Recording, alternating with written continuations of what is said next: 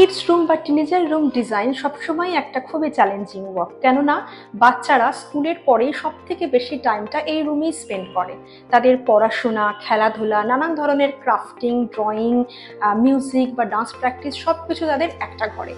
তো সেই জন্য এই কিডস রুম বা টিনেজার রুমকে ডিজাইন করার সময় অনেকগুলো জিনিস আমাদের মাথায় রাখতে হয়। নমস্কার, আমি পায়েল, নেক্সাস হোম ইন্টেরিয়ার থেকে। আজকে আমার ভিডিও কিডস রুম বা টিনেজার রুমের ডিজাইন নিয়ে।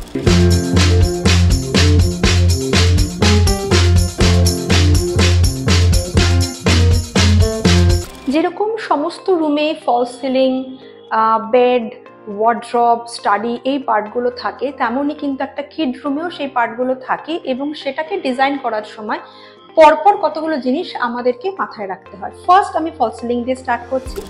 কোনো কিড রুম বা টিনেজার রুমের ফল সিলিংয়ে অনেক সময় প্যারেন্টস চান যে কোনো হেভি প্যাটার্ন থাকবে, হেভি ডিজাইন থাকবে বা কার্টুন থাকবে, কিন্তু একটা জিনিস ভুলে যাবেন না যে আজকে আপনার বাচ্চা ছোট্ট বেবি হতে পারে, কিন্তু আস্তে আস্তে সে বড় হচ্ছে। একটা সময় কিন্তু এই ফল সিলিংয়ের ডিজাইনটাই তার একদম আর ভালো লাগবে না, তখন কিন্তু ফল সিলিংটা চেঞ্জ করাটা অনেক হেক্টিক হয়ে যাবে। তাই এমন একটা ডিজাইন দিন যেটা যখন সে টিনেজার বা আরেকটু বড় হবে তখনও কিন্তু তার ইমেজের সাথে বা সব কিছুর সাথে ম্যাচ করে যায়। The next part is lighting. Play with the light. Lighting এর ক্ষেত্রে কিন্তু আপনাকে ফল সিলিং এর মতন এত কিছু মাথায় রাখার দরকার নেই। আপনার যেরকম ইচ্ছা লাইট আপনি ইউজ করুন আপনার বাচ্চার রুমে। দেখুন, লাইট অনেক ধরনের হয়, যেমন কোপ light, panel light, strip light, profile light. আপনি যে কোনো ধরনের লাইটই আপনার বাচ্চার রুমে লাগাতে পারেন, তবে চেষ্টা করবেন সিওপি লাইটটাকে অ্যাভয়েড করার, কেননা এই কোপ লাইটের কাজ হচ্ছে পার্টিকুলার একটা স্পটকে নির্দিষ্ট করে বা একটা স্পটে লাইটটা ফেলে, সেটা খুব একটা বাচ্চাদের রুমে দরকার হয় না।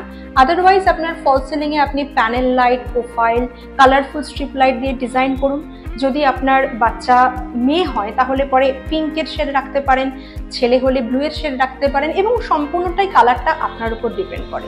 তবে চেষ্টা করবেন যে প্যানেল লাইট যেগুলো আপনি ইউজ করবেন সিলিংয়ে, সেটা ম্যাক্সিমামই কিন্তু হোয়াইট বেসে রাখার। The next part is bed design. বাচ্চাদের বেডটা ডিজাইন করার সময়ও কিন্তু অনেকগুলো জিনিস মাথায় রাখা দরকার। দেখুন, বড়দের রুমের মতন কুইন সাইজ বা কিং সাইজের বেড কিন্তু বাচ্চাদের জন্য দরকার হয় না। বাচ্চাদের জন্য রাখুন ডাবল বেড, যেটার সাইজ মোটামুটি 4-6 বা 4-7 হলেই এনাফ। আর বেডে যেন অবশ্যই বক্স থাকে, সেটা আপনি ড্রয়ারেও রাখতে পারেন অথবা আপনি হাইড্রোলিক ওপেনিংয়েও ইউজ করতে পারেন। এমন একটা ফেসিলিটি থাকা দরকার স্টোরেজটা ইউজ করার জন্য, যাতে আপনার বাচ্চাও যখন ইচ্ছে সেটা ইউজ করতে পারে। অবভিয়াসলি সফট ক্লোজার ইউজ করুন।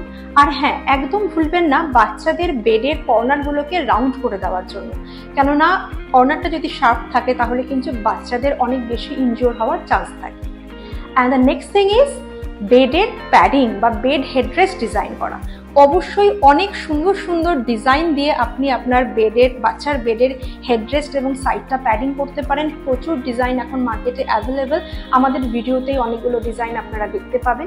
এই ধরনের সুন্দর সুন্দর ডিজাইন দিয়ে বাচ্চার বেডের হেডরেস্টটা বা সাইডটা আপনারা প্যাডেড করতে পারেন, তাহলে পরে বাচ্চারও খুব ভালো লাগবে তার রুমটাকে ইউজ করার জন্য এবং আপনারও খুব ভালো লাগবে। Next thing is wardrobe. একটা বাচ্চাদের ঘরেও কিন্তু ওয়ার্ড্রবটা খুবই জরুরি, কেননা ছোট হলেও ওদেরও কিন্তু অনেক স্টোরেজের দরকার হয়। যখন আপনি একটা বাচ্চার ঘরে ওয়ার্ড্রব ডিজাইন করছেন তখন কয়েকটা জিনিস অবশ্যই মাথায় রাখুন।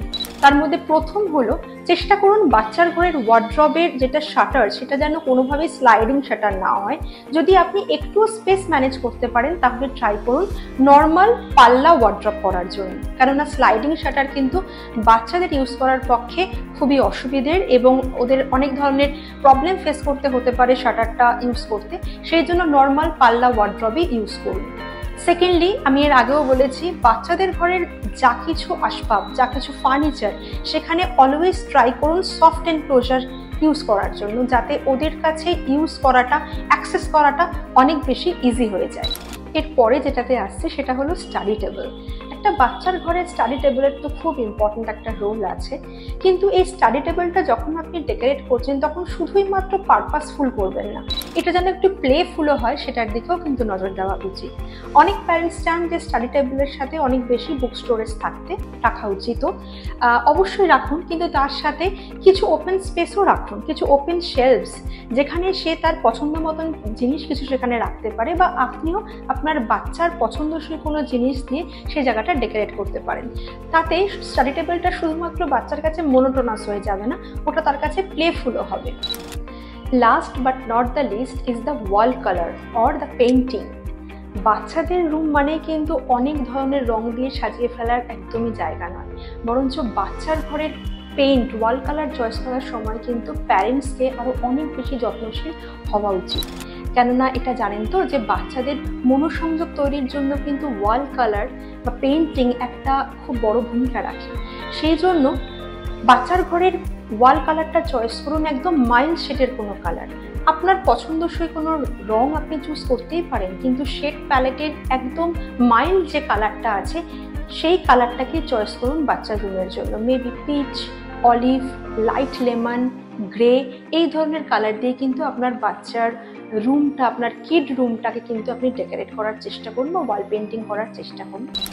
আপনি চাইলে আপনার বাচ্চার রুমের ওয়ালে বেশ সুন্দর কিছু পেন্টিং রাখতে পারেন যেটা ও পছন্দ করে, যেমন যদি বারবি বা এই ধরনের কোনো কার্টুন ক্যারেক্টার পছন্দ করে সেটার কোনো রকম পেন্টিং রাখতে পারেন, অথবা ওয়ালপেপার ইউজ করতে পারেন, অথবা সিম্পল আপনার ফ্যামিলি ফটোগ্রাফ দিয়ে সাজাতে পারেন। যদি বাচ্চার মিউজিকে ইন্টারেস্ট থাকে তাহলে গিটার বা এই ধরনের কোনো জিনিস দিয়ে ওয়ালটাকে ডেকোরেট করুন।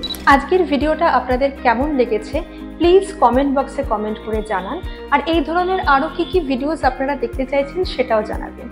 এর পরবর্তীকালে আমাদের প্রজেক্ট যেগুলো কমপ্লিট প্রজেক্ট রয়েছে সেগুলোর ভিডিওস দেখার জন্য, আন্ডার কনস্ট্রাকশন ভিডিওস দেখার জন্য এবং এই ধরনের আরও অনেক ভিডিওস দেখার জন্য প্লিজ আমাদের চ্যানেল নেক্সাস হোম অফিসিয়ালকে সাবস্ক্রাইব করুন এবং আমাদের ইনস্টাগ্রাম পেজটাকেও ফলো করুন। আর ইন্টেরিয়ার সংক্রান্ত যে কোনো কোয়ারিজের জন্য স্ক্রিনে দেওয়া নম্বরে আমার সাথে অথবা আমার টিমের সাথে যোগাযোগ করুন। ভালো থাকবেন, আপনাদের সাথে আবার দেখা হবে নতুন একটা ভিডিও নিয়ে। নমস্কার।